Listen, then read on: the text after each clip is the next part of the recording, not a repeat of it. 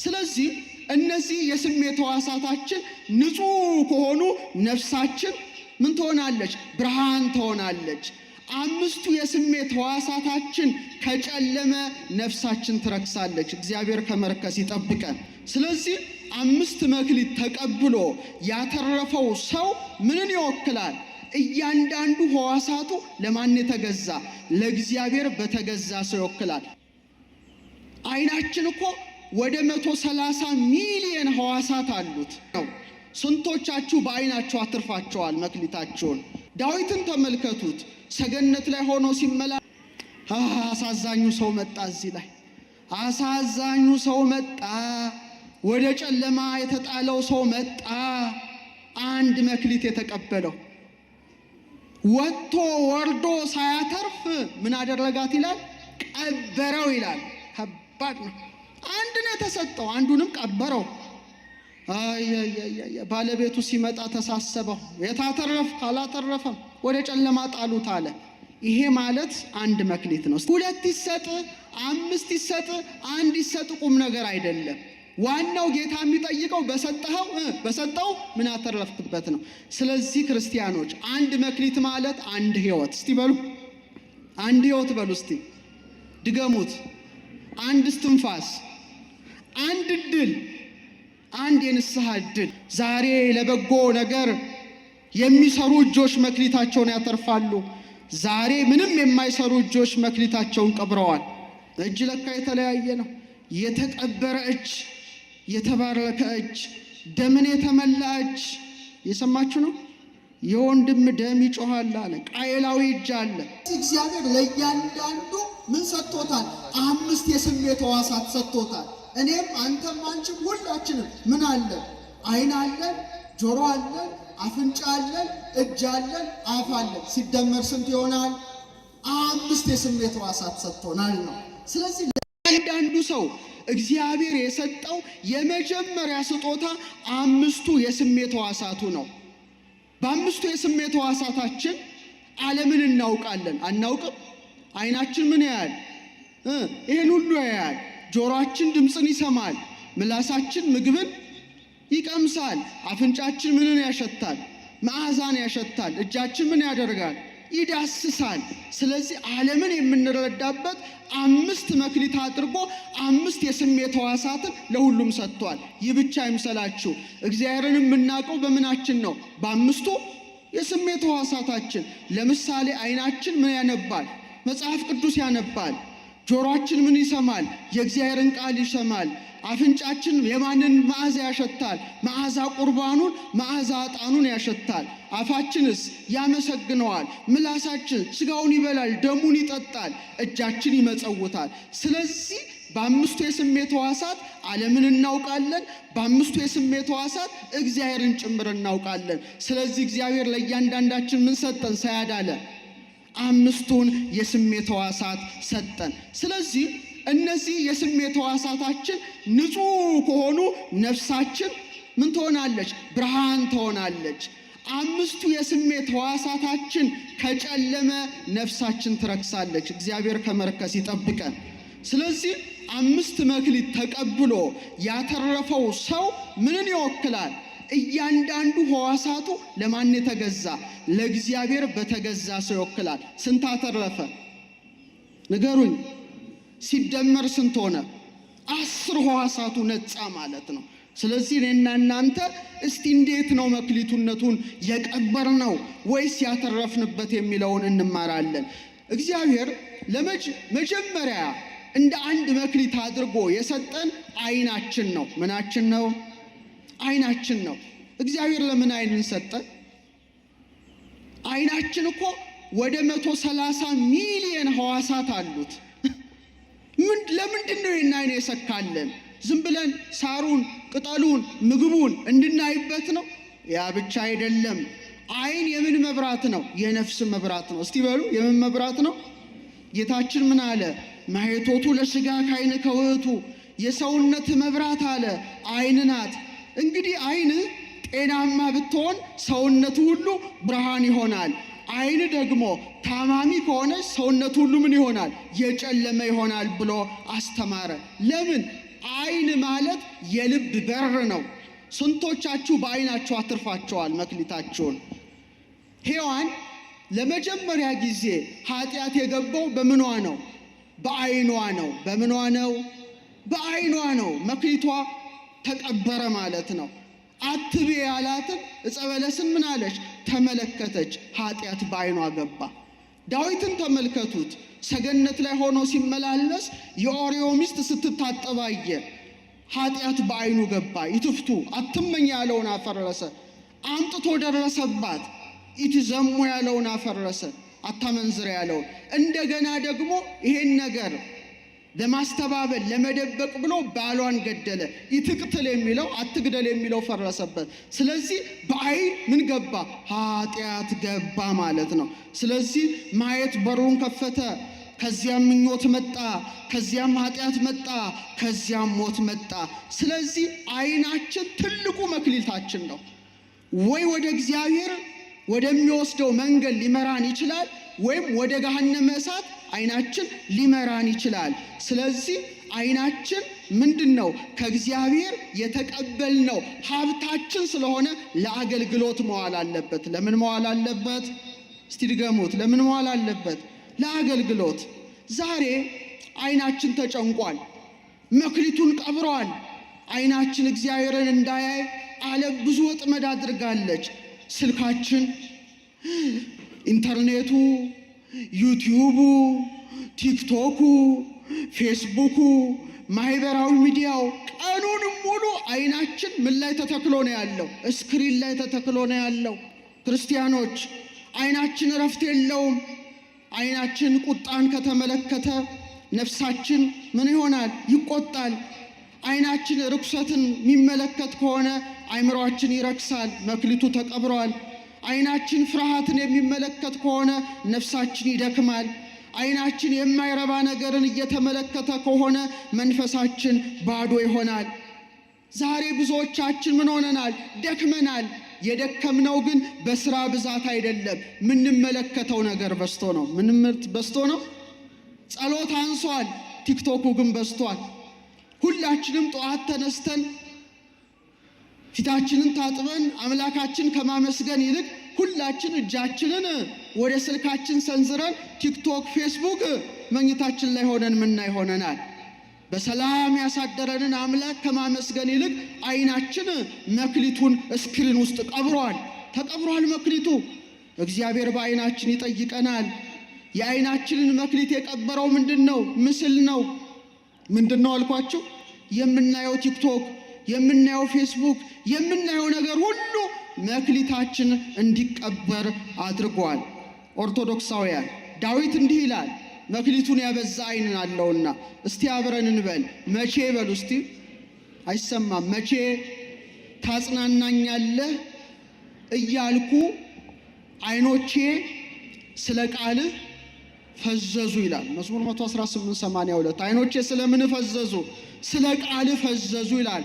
የኔና የናንተ አይን የፈዘዘው በቲክቶክ ነው። የኔና የናንተ አይን መክሊት የፈዘዘው በፌስቡክ ነው። የኔና የናንተ አይን የፈዘዘው ስክሪን በማየት ነው። ዛሬ ውዳሴ ማርያም ለመጸለይ አይናችን እንባ እንባ ይለዋል፣ እንቅልፍ እንቅልፍ ይለዋል። 24 ሰዓት ወሬ ለማየት ግን አይናችን እንደ እሳት ይንበለበላል።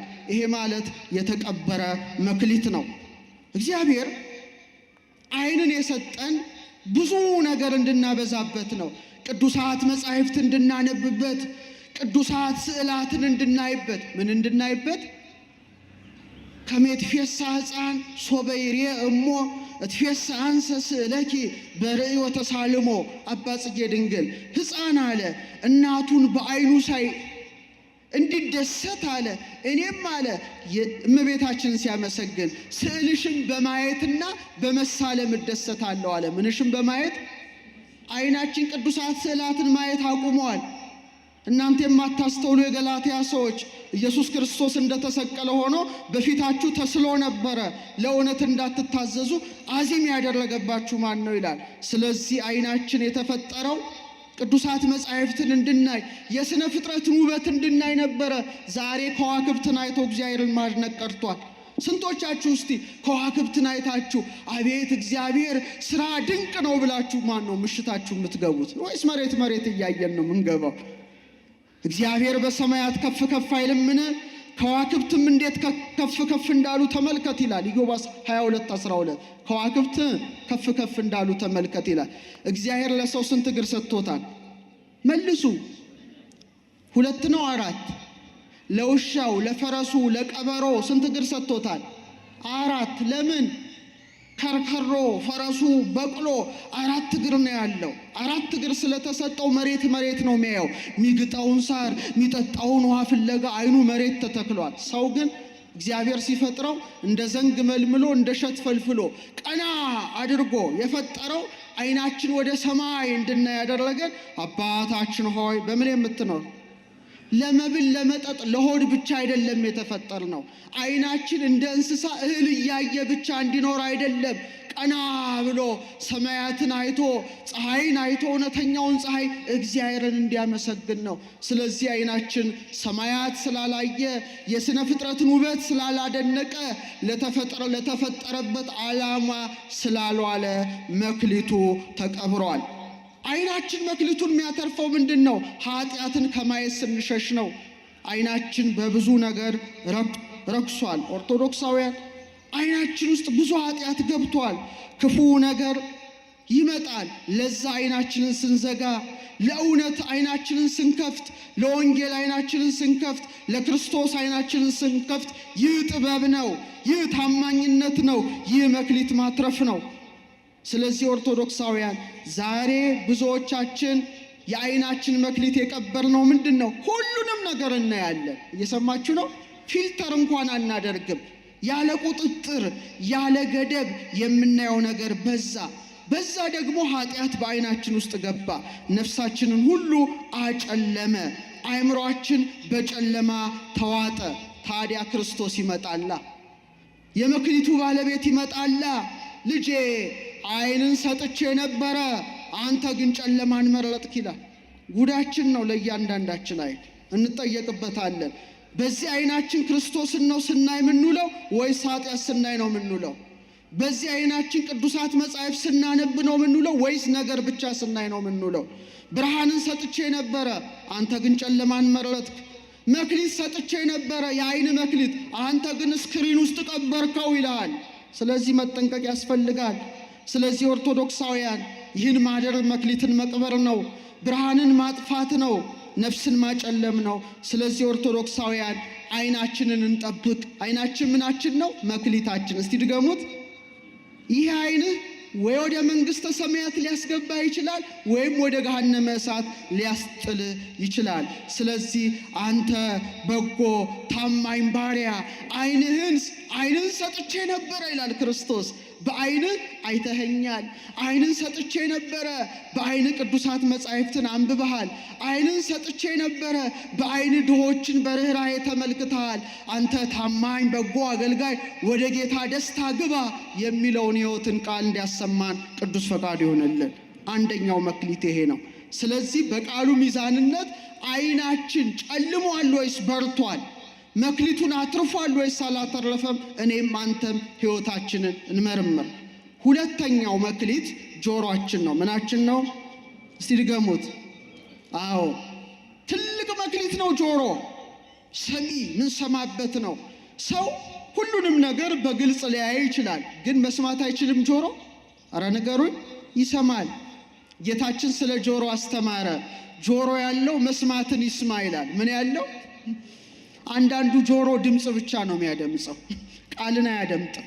ድምፅ ብቻ ነው የሚሰማው። ይህ ማለት ምንድን ነው? አብዛኛው ሰው ጆሮ ምን ሆኗል? መክሊት ሆኖ ተሰጥቶት ግን አላተረፈም ማለት ነው። ስለዚህ እምነት የሚገባው በምንድን ነው? በጆሮ መስኮትነት ነው። ምክንያቱም ቅዱስ ጳውሎስ ምን ይላል? እምነት ከመስማት ነው፣ መስማትም በእግዚአብሔር ቃል ነው ይላል ሮሜ 10:7። ስለዚህ ምናምነው ምን ስላልን ነው? አረ ንገሩኝ። ጆሮ ስላለን ነው። በጆሮአችን የማንን ድምፅ እንሰማለን? የእግዚአብሔርን ድምፅ እንሰማለን። በጎቼ ምንን ይሰማሉ?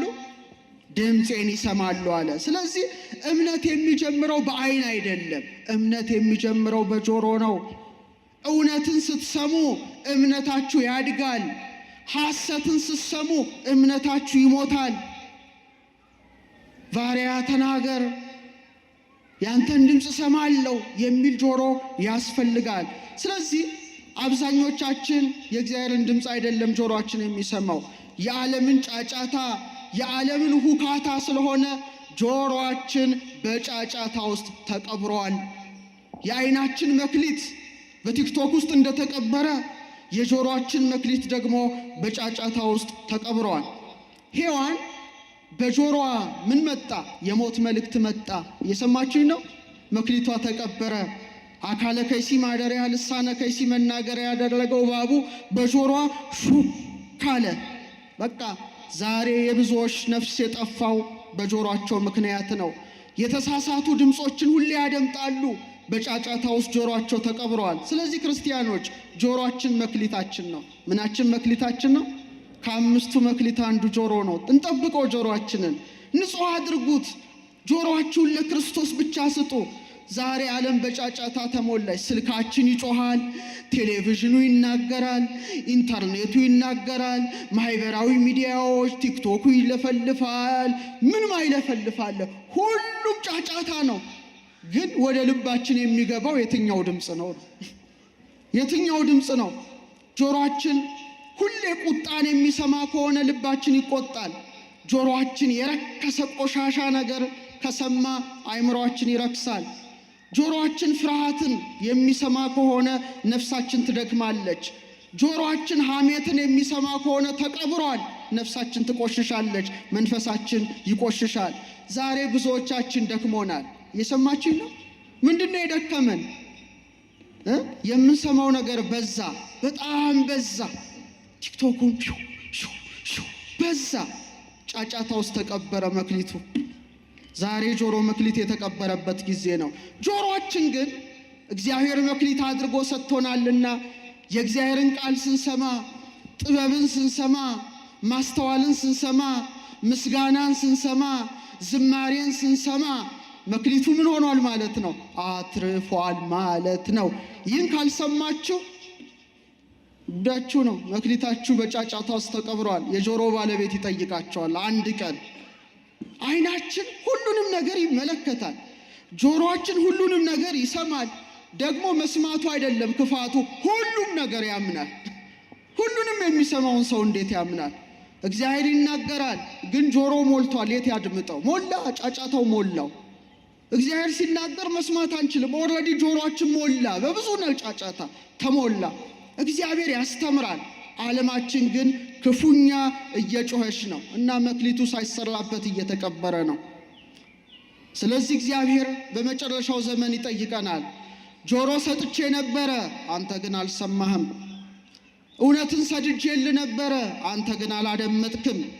ተናግሬ ነበረ፣ የአንተ ጆሮ ግን ጫጫታ ይከተል ነበረ። መክሊቴን አላተረፍክም። በሰጠኸው ጆሮ ምን ሰማህበት? ቅዳሴ ሰማህበት፣ ሰዓታት ሰማህበት፣ ቃለ እግዚአብሔር ሰማህበት፣ ሰምተህ ተለወጥክበት ብሎ የመክሊቱ ባለቤት ስለ ጆሮአችን ይጠይቀናል። አደራችሁን ለእግዚአብሔር ቃል ጆሮአችሁን እንክፈት። ለዓለም ጫጫታ አይደለም። ዓለም አይደለም ይህን ጆሮ የሰጠን ማን ነው? አረ ንገረን። የመክሊቱ ባለቤት ነው። ስለዚህ ኦርቶዶክሳውያን ጆሮአችንን ነፍሳችን የሚገል ነገር እንዳንሰማ በተሻለን አቅም ጆሮአችን አጽምሙ አይዛኒክሙ ይላል ትምህርተ ኅቡዓት። ጆሮአችሁን አደንቁሩ ማለት ነው። የሰማችሁ ነው ኦርቶዶክሳውያን። ስለዚህ እግዚአብሔር ከሁላችን ጋር ይሁን። ስለዚህ የመክሊቱ ባለቤት ምን ሰማ? የማንን ድምፅ ተከተልክ ይላል። እኔና እናንተ መሆን ያለበት ባለቤቱ ሲያንኳኳ አይደል? በራእይ ያላነበባችሁ? እነሆ ከደጅ ቆሜ ምን እላለሁ? አንኳኳለሁ። ማንም ድምፄን ቢሰማ ቢከፍትልኝ ወደ እርሱ ገባለሁ፣ ከእርሱም ጋር እራት እበላለሁ ይላል። ስንቴ ኢየሱስ ክርስቶስ አንኳኩቶ ተመለሰ? ስንቴ ተመለሰ መሰላችሁ? እኔና እናንተ ጋር የፍቅር ድምፁን ያሰማል፣ ሁሌ ያንኳኳል። ጆሮአችን ግን ለክርስቶስ አልተከፈተም። ቢከፈት ኖሮ እንቆርብ ነበር። ውሸታሞች ነን።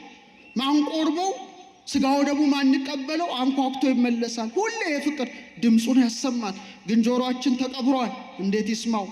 ጫጫታ ሞልቶታል። እንዴት ይስማው? እግዚአብሔር ጆሮአችን እንድናተርፍበት ቅዱስ ፈቃዱ ይሁንልን። ሶስተኛው መክሊት አፍንጫ ነው። እስቲ በሉት፣ ድገሙት።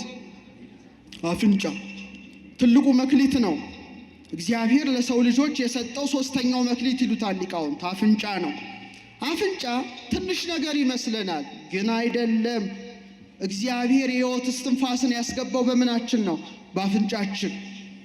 በኦሪት ዘፍጥረት ምዕራፍ 2 ቁጥር 7 ላይ እግዚአብሔር ሰውን ከምድረ አፈር አበጀው ካለ በኋላ የሕይወትንም እስትንፋስ በአፍንጫው ምን አለበት? አለበት ይላል። ይህ አፍንጫ ሕይወት የገባበት ነው። ይህ አፍንጫ እስትንፋስ የገባበት ነው። አፍንጫ ስራው ምንድን ነው? ነገር እንጂ ቀላል ጥያቄ። ማሽተት ነው። አፍንጫችን መክሊቱን አትርፎ ይሆን? እኔ እንጃ። ቅዱስ ጳውሎስ በሁለተኛ ቆሮንቶስ መልእክቱ ምዕራፍ 2 ቁጥር 15 ላይ በሚድኑትና በሚጠፉት ዘንድ ለእግዚአብሔር የክርስቶስ መዓዛ ነን ይላል። የማን መዓዛ ነን? አቤት እንዴት ደስ ይላል! አፍንጫ መዓዛን እንዲያሸት ለክርስቶስ መዓዛ ሆኖ መገኘት እንዴት ደስ ይላል! የአንዳንዶቻችን ሕይወት በጣም ጣፋጭ መዓዛ አለው ለክርስቶስ። የአንዳንዶች ሕይወት ደግሞ መጥፎ ሽታ አለው ለጌታ። ቅድስና መዓዛ ነው፣ ኃጢአት ደግሞ ግማት ነው። በእግዚአብሔር መንገድ ማለት ነው። ስለዚህ አይምሮ ሳይረዳ በፊት ማሽተት የሚችለው ምናችን ነው? አረ ንገሩ። አፍንጫ ነው፣ መለያ ነው ማለት ነው። የመለየት መክሊት ይሉታል ሊቃውንት። የምን መክሊት? የመለየት መክሊት። ለምሳሌ ምግብን ሳትጎርሱት ሳታጣጥሙት የተበከለ ይሁን ጥሩ ይሁን በመጀመሪያ የሚለየው ምንድን ነው? አፍንጫችን ነው አይደል እንዴ? ምግቡ አፋችንን ሳያጣጥም አፍንጫችን ለይቶታው ይሄ ምግብ ተበላሽቷል ይላል። ስለዚህ አንዳንዶች ሰላም ይሸታቸዋል፣ አንዳንዶች ደግሞ ጠብ ይሸታቸዋል፣ አንዳንዶች ቅድስና ይሸታቸዋል መክሊታቸውን የሚያተርፉ፣ አንዳንዶች ርኩሰት ይሸታቸዋል መክሊታቸውን የሚቀብሩ። ዛሬ የብዙዎቻችን አፍንጫ መክሊቱን ቀብሯል። እኔ በጣም የሚያስደንቀኝ አንድ ነገር ልንገራችሁ። ለምሳሌ የሕይወትን እስትንፋስ እፍ ስላለበት አልፋ እግዚአብሔር በአፍንጫችን ዓይናችን ኃጢአትም ያያል ጽድቅም ያያል ወዶ፣ ጆሮአችን ሐሜትም ይሰማል ጽድቅም ይሰማል ወዶ፣ አፍንጫችን ግን ክፉ መዓዛ ያሸታል ይጠላል አይደል? ሁሌ መልካም መዓዛ እንዲያሸት ይፈልጋል። ይሄ ማለት ምን ማለት ነው? ሁል ጊዜ አፍንጫችን የክርስቶስን መዓዛ ምን ማለት አለበት? ማሽተት አለበት። መዓዛ ዕጣኑን ማሽተት አለብን። መዓዛ ቁርባኑን ማሽተት አለብን። ስለዚህ በእውነት ነውርን የሚሸት ኃጢአትን የሚሸት ርኩሰትን የሚሸት ነገር አፍንጫችን ከሳበ የአፍንጫችን መክሊት ተቀብሯል። ምናችን ተቀብሯል? የአፍንጫ መክሊት። ዛሬ ቤተ ክርስቲያን ዕጣን ጸሎተ ዕጣን አድርሳ ዕጣን የሚቀርበው ለምንድን ነው? ዕጣኑ የሚጤሰው ዕጣን ምን አለው? መዓዛ። እስቲ በሉ በቃ ዕጣኑ በጎ መዓዛ እንዳለው ሕይወታችን በክርስቶስ መልካም መዓዛ ሊኖረው ይገባል። ነፍሳችን ጥሩ ሽታ ሊኖራት ይገባል። መንፈሳችን ልዩ መዓዛ ሊኖራት ይገባል። እግዚአብሔር አፍንጫችንን በእውነት ይቆጣጠርልን። ዛሬ ቅዱሳት መካናትን መሳለም ስንወድ፣ ጸሎትን ስንወድ፣ ንጽህናን ስንወድ፣ ቅድስናን ስንወድ፣ ታማኝነትን ስንወድ፣ ሰላምን ስንወድ፣ ፍቅርን ስንወድ ምንድን ነው? ጥበብ ነው፣ ማስተዋል ነው። መክሊቱ እየሰራ ነው ማለት ነው። ምኑ እየሰራ ነው? መክሊቱ። ምክንያቱም አፍንጫ መለያ ነው። ክፉን ሽታ ከመልካም ሽታ መለያ እንደሆነ አፍንጫችን ከደነዘዘ መንፈሳችን ይደክማል። ምናችን ከደነዘዘ?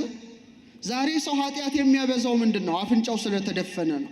በቃ ደፈነ። አፍንጫ ከተደፈነ መልካም ይሽተት ክፉ ይሽተት አታቅም። መንፈሳችን ከረከሰም በኋላ ክርስቶስን ማሽተት ነፍሳችን ትደክማለች። ስለዚህ እግዚአብሔር አፍንጫን ሰጥቶናል። ቅዱስ ነገርን እንድንለይ ይፈቅዳል። ስለዚህ ሕይወታችንን በንጽህና በበጎ መዓዛ በቅድስና ከመላ ነው መዓዛ ዕጣኑን መዓዛ ቁርባኑን ካሸተት ነው የአፍንጫችን መክሊት ተርፏል። የሰማችሁ ነው። አፍንጫችን መክሊታችን አትርፏል።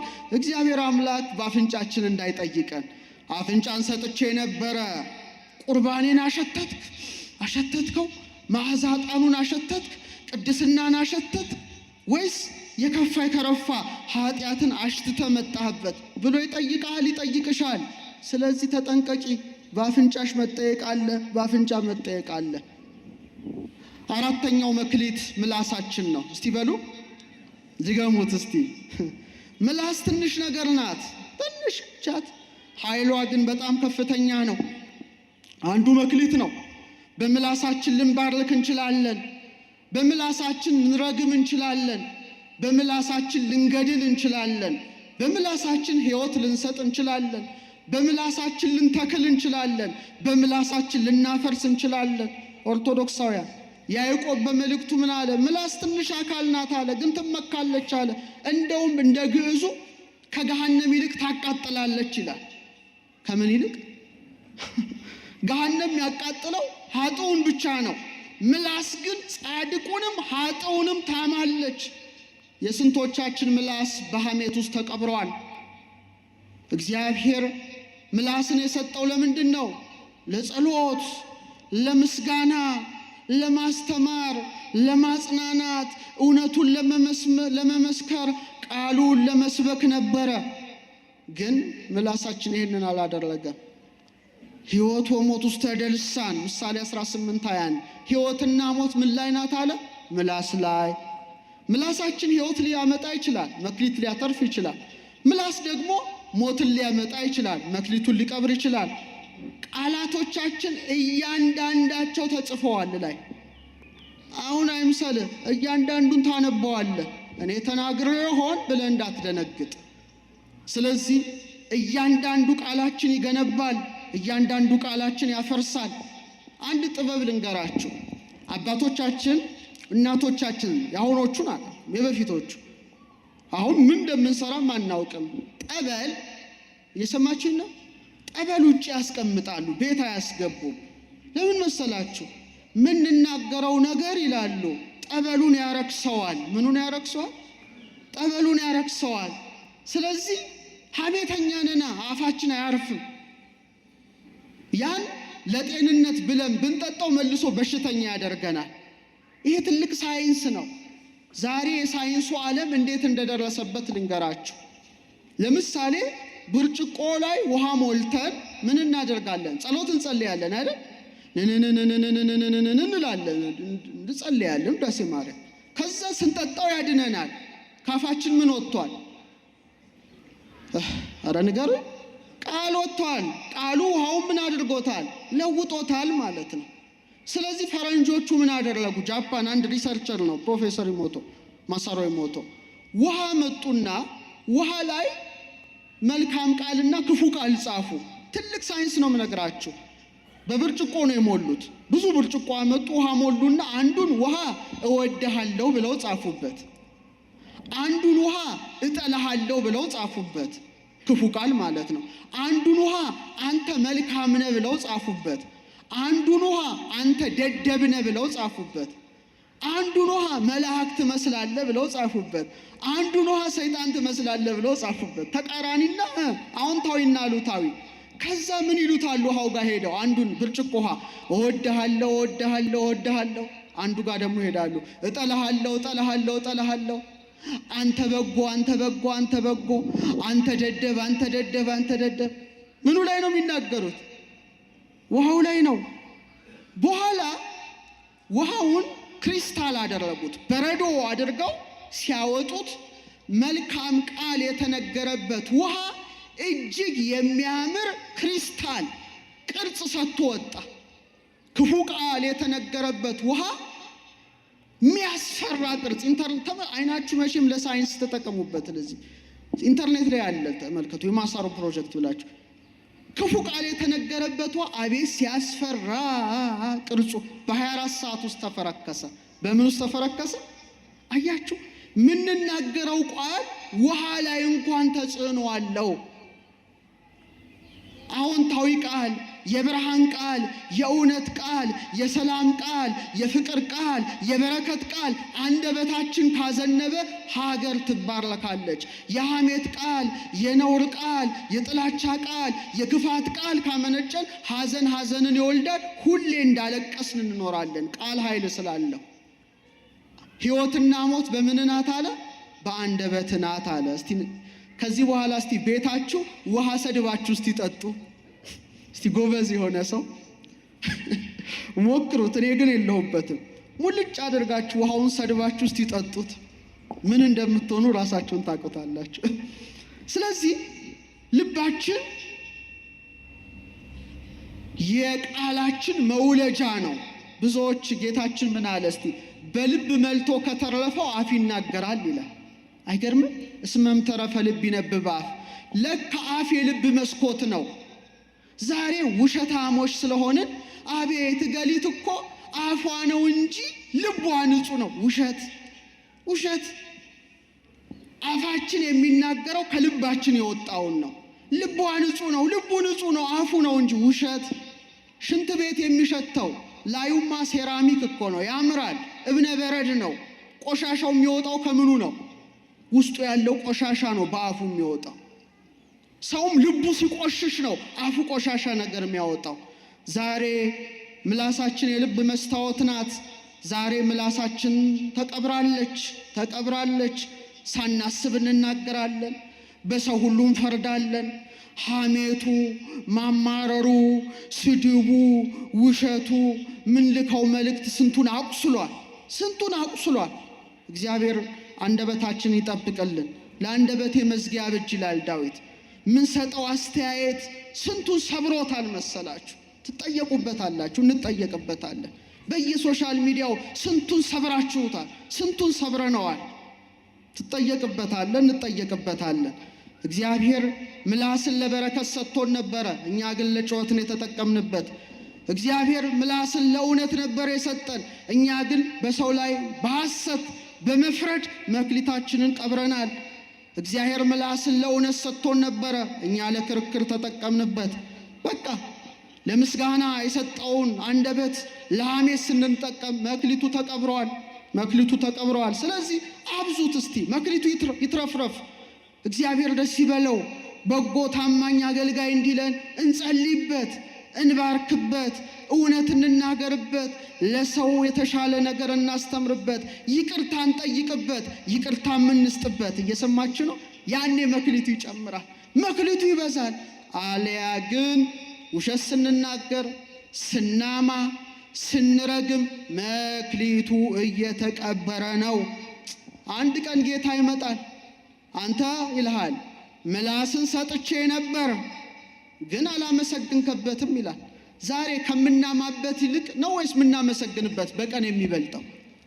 እስቲን በሞቴ ንገሩኝ። ምናመሰግንበት ሰዓት ነው የሚበልጠው ወይስ ምናማበት ሰዓት ነው የሚበልጠው?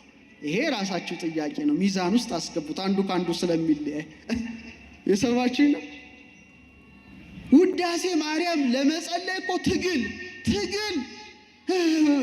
ስግድስ ለምንል አይምሮ የለም ለማውራት ግን ታታታታታታታታ ሲል እግዚኦ ድካም የሌለበት አርምሞና ጽርዓት የሌለበት ግን ለሐሜት ለምስጋና ሲሆን በቃ አንደበታችን በእውነት ክርስቶስ ይጠይቃል። ድምፅን ሰጥቼ ነበር አልጸለይክበትም፣ ቃላትን ሰጥቼ ነበር ይላል። አንተ ግን ሰውን አቆሰልክበት፣ አደማህበት። ስንቱን አድምተናል በምላሳችን። እግዚኦ ሳናይ ፈርደናል። እገሊት እኮ እንዲህ ናት አላየንም።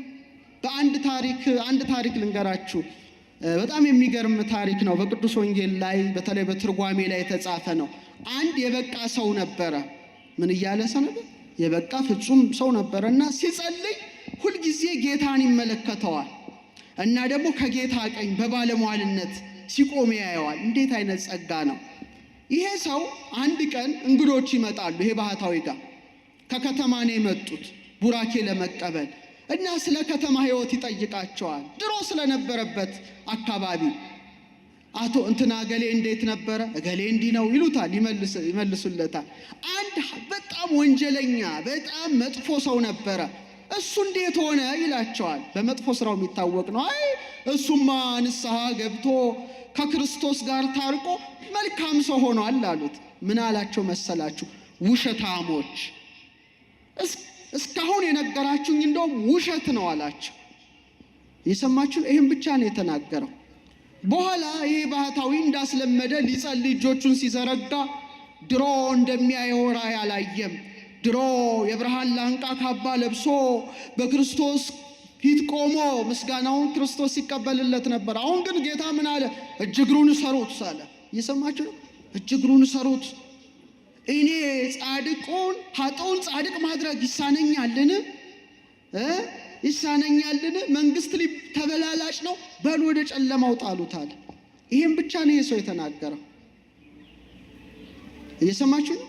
ይሄን ብቻ በተናገረው 7 ዓመት ሙሉ አልቅሶ ነው መጨረሻ ጌታን የተመለከተው የቅዱስ አባት። እኛማ ስንቱን አቆሰል ሳናይ ስንቱን አማን። ይሄ ባህታዊ እንኳን እችን በመናገሩ በአንደበቱ ተፈረደበት። ስለዚህ እያንዳንዳችን ምላስ በእውነት በእግዚአብሔር እጅ ቃላችን ተጽፏል እና እንዳናነበው ስንሞት እናነበዋለን።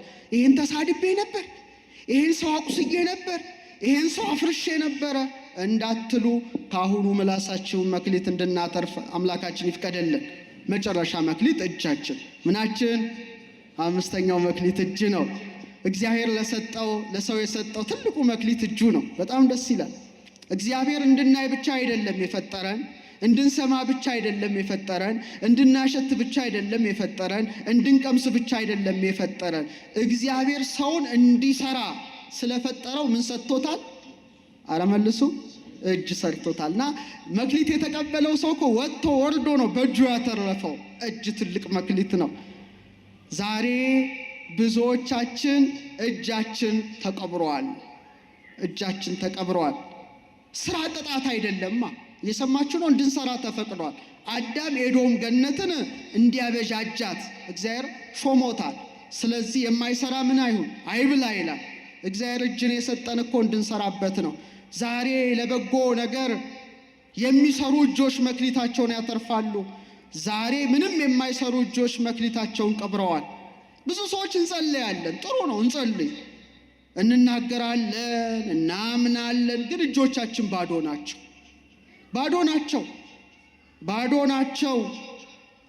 ያለ እጅ ማለት ምንድን ነው? ስራ። እስቲ በሉት፣ ድገሙት። እጅ የምን ነው? አክሽን ነው አይደል? ድርጊት ነው።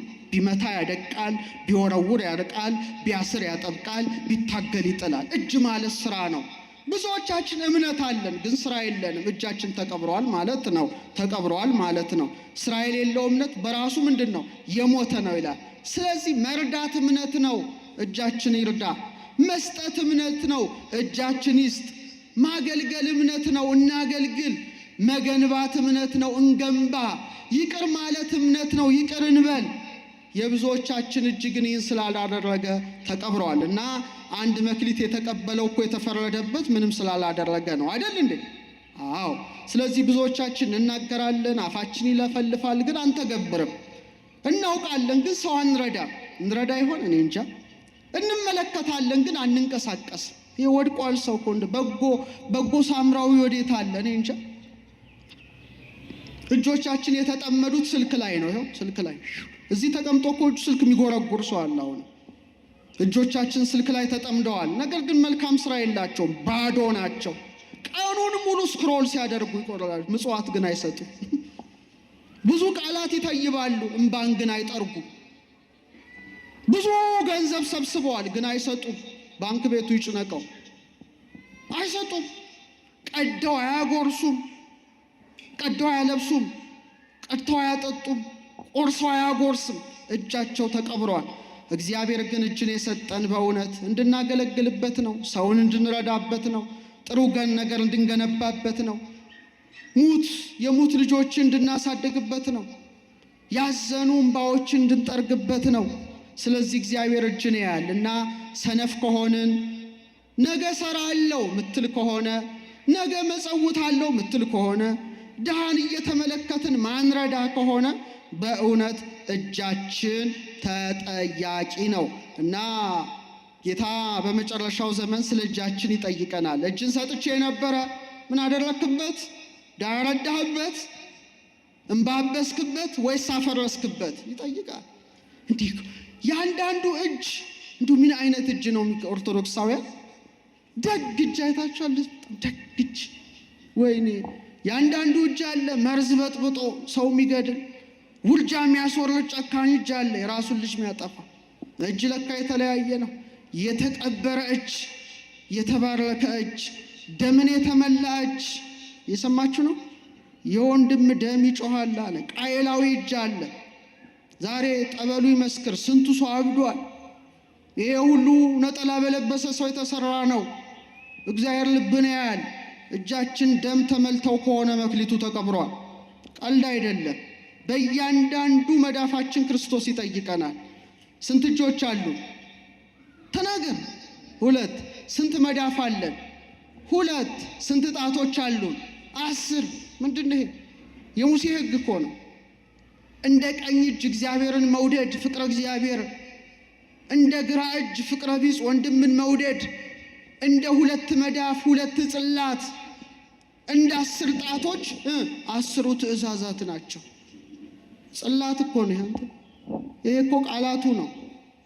ታዲያ በዚህ ጣት በጎ ካልሰራህበት መቼ ነው የምትሰራበት?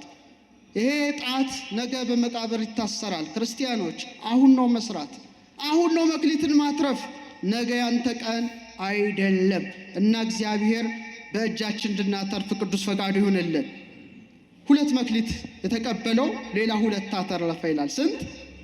4 ሆነ ማለት ነው። እግዚአብሔር እንድናተርፍ ይፍቀድልን። 5ቱ ደስ ይላል። በቃ 5 አተረፈ፣ 2ቱም 2 አተረፈ ይላል። 2 ምንድን ነው? እችን ነገራችሁ፣ አንዱ ባጭሩ ነገራችሁ፣ ቶሎ ትምህርት ልጠቅል እስቲ። ነፍስና ስጋ በሉ እስቲ። በቃ 2 መክሊት ማለት ምንድን ነው? ነፍስና ስጋ ነው። ለሁሉም የተሰጠ ነው። ስጋችን መክሊት ነው። ነፍሳችን መክሊት ነው። ስጋ ለእግዚአብሔር ሲሰራ መክሊታችን ይትረፈረፋል። ነፍሳችን ለእግዚአብሔር ስትሰራ መክሊታችን ይትረፈረፋል። ነገር ግን ስጋህም ስንፍናን ነፍስህም ኃጢአትን ስትወድ መክሊት ይቀበራል። እንድናተርፍ ፈቃዱ ይሁንልን። 2 መክሊት የተቀበለው በ2ቱም አትርፏል። 4 ሰጥቷል። ዛሬ በስጋቸው ያተረፉ በነፍሳቸው ያተረፉ ለእግዚአብሔር የኖሩ ድንቅ ሰዎች አሉ። ግማሹ ደግሞ ስጋውና ነፍሱ የከሰረበት ሰው አለ። እግዚአብሔር ይጠብቃል። 2ኛ እምነትና ስራ። እስቲ በሉ። ትልቁ መክሊት እምነት ነው። ትልቁ መክሊት ስራ ነው። እምነት ብቻ በቂ አይደለም። ስራ ብቻም በቂ አይደለም። መጽሐፍ ቅዱስ ስራ የሌለው እምነት ምንድን ነው? የሞተ ነው ይላል። ስራ የሌለው እምነት ምንድን ነው? የሞተ ነው። 2 መክሊት የተቀበለው ባሪያ አምኖ ብቻ ተቀመጠ እንዴ? አልተቀመጠም። ምን አደረገ? ሰራ። ዛሬ ብዙዎች እናምናለን ግን ምንም አናደርግም። ምንም እናስቀድሳለን ግን አንቆርብም። ብንቆርብም ለድሆች ደግሞ አንረዳም። ይሄ መክሊት አለማትረፍ ነው። ስለዚህ በልባችን እንመን፣ በእጃችን እንስራ። ያኔ ስንት አተረፍን ማለት ነው? 2 አተረፍን። ሰማይና ምድር በሉ እስቲ፣ ድገሙት። ሰማይና ምድር 2 መክሊት ነው። 2 መክሊት ነው። ልንገራችሁ፣ ይሄ በጣም ያስገርማቸዋል። ሰው በ2 ዓለማት መካከል ይኖራል፣ በምድርና በሰማይ። ጭንቅላታችን ወደ ምንድን ነው? ወደ ሰማይ። እግራችንስ? 2 መክሊት የተቀበለ ሰው ማለት በ2ቱም ዓለም እንዴት መኖር እንደሚቻል ያወቀ ሰው ማለት ነው። ብዙ ሰዎች ምድርን እንወዳለን፣ ሰማይን ግን እንረሳለን። ጭንቅላታችን እኮ አቅጣጫ ወደ ሰማይ ነው። እንደ እንስሳ እንደዚህ አይደለንም፣ አልጎበጥንም። ጭንቅላታችን ወዴት ነው? ድገሙት። ታዲያ ምድርን ብቻ ምድር የምንለው ምንድን ነው? ገሃነመ እሳት እንግባ ወይ መንግስተ ሰማያት ወይ ገነት ወይ ሲኦል ሰውነታችሁ ላይ ታውቁታላችሁ። ልንገራችሁ? እሺ አሁን ራሳችሁን መርምሩ። እኔ የለሁበትም፣ እኔም ራሴን ልፈትሽ። እግዚአብሔር 4 ነገሮች ሰውነታችን ላይ አስቀምጧል። እስቲ እሳት በሉ እስቲ። ነፋስ፣ ውሃ፣ መሬት። የት ላይ መሰላችሁ ያስቀመጠው? ጭንቅላት ላይ ይላሉ ሊቃውንት። እሳትን ሾመው። ምንን? እሳት። እሳት ምንድን ነው? ብርሃን ነው። እሳት ምንድን ነው? ሙቀት ነው። ጭንቅላት ምንድን ነው? ብርሃን እውቀት ያለበት ነው። ንዴት ግለት ያለበት ነው። ሳምባ ላይ ልብ ላይ ደግሞ ነፋስን ሾመው። እስትንፋስ ነው። ጥሩ። ሆድ ዕቃ ላይ ደግሞ ውሃን ሾመው። ምንን? ድገሙት። ሆዳችን ይንሰፈሰፋል፣ አንጀታችን ውሃ ነው። ከወገብ በታች ያለው ደግሞ ምንን ይረግጣል? መሬትን ሾሟል። ስለዚህ እሳት፣ ነፋስ ከላይ፣ ውሃና መሬት ከታች ነው ያሉት። ግልጽ ነው? ጥሩ። አሁን ምንድነው ምስጢሩ ማለት ነው? እሳትና ነፋስ የነ ቅዱስ ገብርኤል ጠባይ ነው። ውሃና መሬት ደግሞ የእንስሳውም የአራዊቱም ጠባይ ነው። አሁን መጓተት ነው እኔና እናንተ ያዝ ነው። ስለዚህ ይሄ እሳትነታችንና ነፋስነታችን የመላእክት ጠባይ ስለሆነ ይሄ ከበለጠ ወደ ሰማይ ይላል። ሰማያዊ ነገር ያምረናል፣ ሰማዩ ይናፍቀናል። ተኝተን ጌታን፣ ስንንቀሳቀስ ጌታን፣ ስንበላ፣ ስንሄድ፣ ስንራመድ ሁሌ እሱ ጋር ነው የሚያምረን፣ እንደ ቅዱስ ጳውሎስ ማለት ነው። ውሃና መሬትነታችን ደግሞ ሆድቃችንና ከወገባችን የመራቢያ አካላችን ከከበደ ምን መሰላችሁ? ወደ ታች አይደለ? ብላ፣ ጠጣ፣ ተኛ፣ ንቃ፣ ብላ፣ ጠጣ፣ ውለድ፣ ተኛ፣ ሌላ ነገር የለው። ሆዱን ሲያስብ የሚኖር ሞት አይቀርም፣ ሰው ይሞታል ነው። ስለዚህ ተመልከቱ፣ ንፋስና እሳትነቱ በርትቶ ከሆነ ላይ ነው ያሉት፣ ወደ ሰማይ ነው የሚሄደው ነፍሱ ወደ ገነት። ውሃውና መሬትነቱ ተጭኖት ከሆነ ታች አይደለ ያሉት፣ ወደ ሲኦል ይወርዳል ማለት ነው። ስለዚህ ራስን ገምግም። ምንድነው? ብርቅ ነው እንደ መውለድ? እንስሳውም ይወልዳል ይራባል። ብርቅ ነው እንደ መብላት? እንስሳውም ሳር ይግጣል። ብርቅ ነው እንደ መጠጣት? እንስሳውም ውሃ ይጎነጫል። ምንድነው ብርቅነቱ? ሰው የተፈጠረው ለሆድ ነው ወይስ ሆድ ነው? ምግብ ነው ለሰው የተፈጠረው ወይስ ሰው ነው ለምግብ የተፈጠረው? ሲመልስልኝ። ምግብ ነው ለሰው የተፈጠረው ወይስ ሰው ነው ለምግብ የተፈጠረው? ምግብ ነው ለሰው። እኛ ለምግብ አንኖርም፣ ምግብ ያገለግለናል እንጂ። እስከ መቼ ድረስ ሰው ሰማይን ረስቶ ምድርን ብቻ እየተጫነ ይኖራል? ይሄ መክሊት ለማትረፍ ነው። አንዳንዱ ሰው እድለኛ ነው፣ በምድር እየኖረ ሰማይን ያስሳል። ይሄ ነው መክሊት ማትረፍ። መክሊት ማትረፍ ይሄ ነው። ሁለት መክሊት ሌላ ልጨምርላችሁ፣ ዕውቀትና ተግባር። እስቲ በሉ። ይሄም መክሊት ነው። አንዳንዱ ያውቃል አይተገብርም፣ አንዳንዱ ይተገብራል አያውቅም። እግዚአብሔር ግን የሚፈልገው ምንድነው? ዕውቀትም ተግባርም፣ ምግባርም ሃይማኖትም፣ ሰማይም ምድርም ነው አይደለም? ነው ማለት ነው። ስለዚህ አንተ ታማኝ አገልጋይ በጥቂቱ ታምነሃል በብዙ ሾመሃለሁ፣ ወደ ጌታ ደስታ ግባ የሚለውን ቃል እንዲያሰማን ቅዱስ ፈቃድ ይሁንልን። በ3 ደቂቃ ስለ አንድ መክሊት ነግሬያችሁ እቀመጣለሁ። አሳዛኙ ሰው መጣ። እዚህ ላይ አሳዛኙ ሰው መጣ። ወደ ጨለማ የተጣለው ሰው መጣ።